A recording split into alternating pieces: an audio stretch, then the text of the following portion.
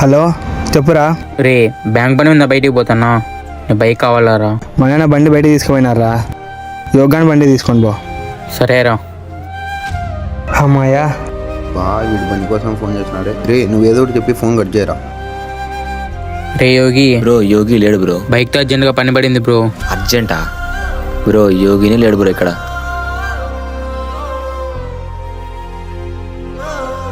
సరే మనమే నడుచుకుంటా పోదాం కానీ. అబ్బా వీడు వస్తున్నాడే. సర్లే ఏదో ఒకటి చెప్పి తప్పించుకుందాం. మీ నాన్న బండి తీసుకోమేనాడు అన్నావు.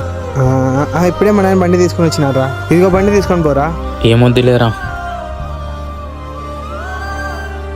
రే ఇప్పుడే వచ్చినారా. రే బండి ఉందంటే ఉందని చెప్పు, లేదంటే లేదని చెప్పు.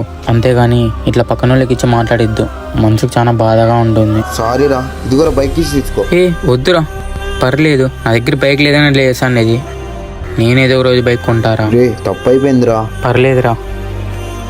మనం నమ్మిన మన ఫ్రెండ్స్ ఇట్లా చేస్తే మన మనసుకి ఎంత బాధ అనిపిస్తుందో.